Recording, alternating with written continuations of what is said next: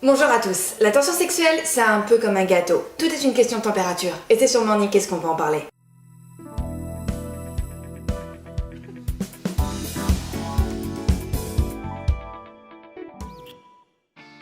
Bonjour à tous et bienvenue sur Morning Kiss, l'Institut français du coaching amoureux. Alors aujourd'hui j'ai envie de vous poser une question très simple qui est: qu'est-ce que la tension sexuelle?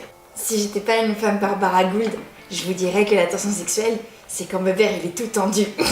Mais je m'abstiendrai. La tension sexuelle est ce désir qui va naître entre deux individus. C'est plus ou moins perceptible. C'est ce que les autres vont appeler la fameuse électricité dans l'air. À noter qu'une tension sexuelle, label certifié contrôlé, est partagée. C'est en gros ce moment où l'envie de l'autre est assez forte pour être frustrante si elle n'est pas assouvie. Et dans les faits, ça se traduit par l'effet indéniable que l'autre nous fait quand il nous regarde, nous parle, nous frôle, nous chatouille, nous tétille.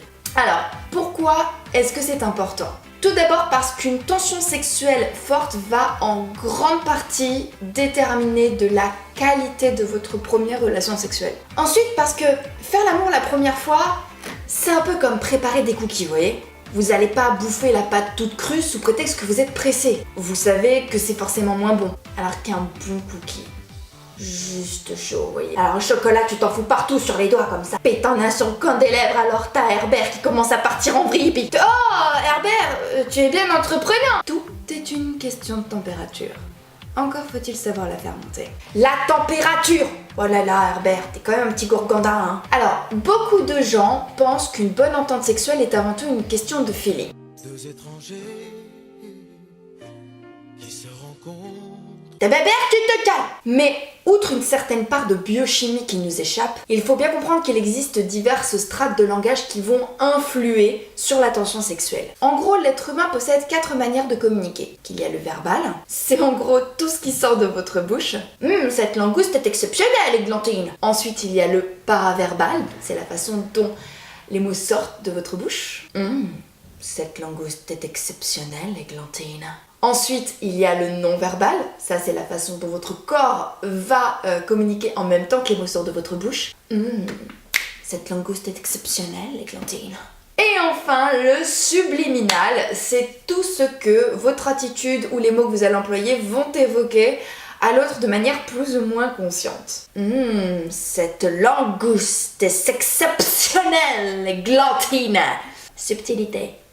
Et c'est sur ces choses-là que vous allez pouvoir influer. Exemple, il y a quelques jours, vous avez rencontré Églantine en soirée et là, vous la retrouvez pour un premier encart. Vous avez donc quelques heures pour passer du statut d'inconnu au statut de mec assez connu pour la voir toute nue. Encore faut-il lui en donner l'envie. Et pour que cela se passe dans de bonnes conditions, il est nécessaire de respecter certaines étapes. Et sachez que même si vous n'en avez pas forcément conscience, si la tension sexuelle monte, pour qu'elle monte vite, eh bien, il faut que vous respectiez ces étapes. Et si cela s'est produit, c'est que vous avez d'une manière ou d'une autre respecté ces étapes. Alors, comment qu'on fait? Tout d'abord, percevoir l'autre comme un individu sexué. Alors, considérer l'autre comme un individu sexué permet de modifier en profondeur sa physiologie. Ça va être quasiment instantané. Votre voix va baisser d'un ton, vous allez vous tenir plus droit, regarder l'autre dans les yeux et vous rapprocher physiquement de cette personne. C'est indéniable. Ensuite, sachez que faire monter la tension sexuelle ne se fait pas toute seule. Une grande part d'observation est alors nécessaire. Autrement, je vous renvoie à mon autre vidéo de la bise au bisou qui résume en gros les étapes pour fluidifier un premier baiser et où l'intégralité du processus paraverbal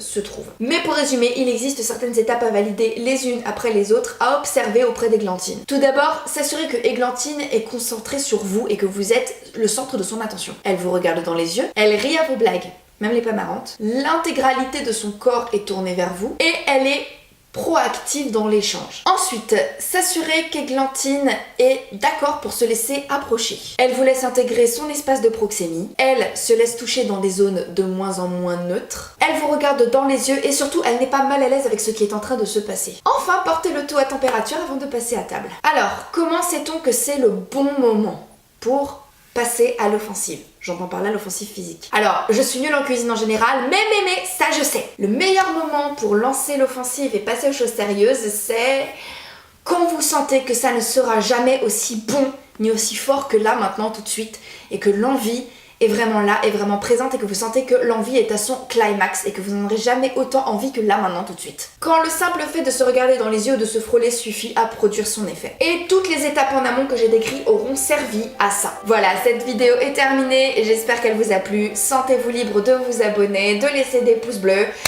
et n'hésitez pas à en discuter entre vous dans les commentaires. Autrement, je vous embrasse et je vous dis à très bientôt sur Morning Kiss.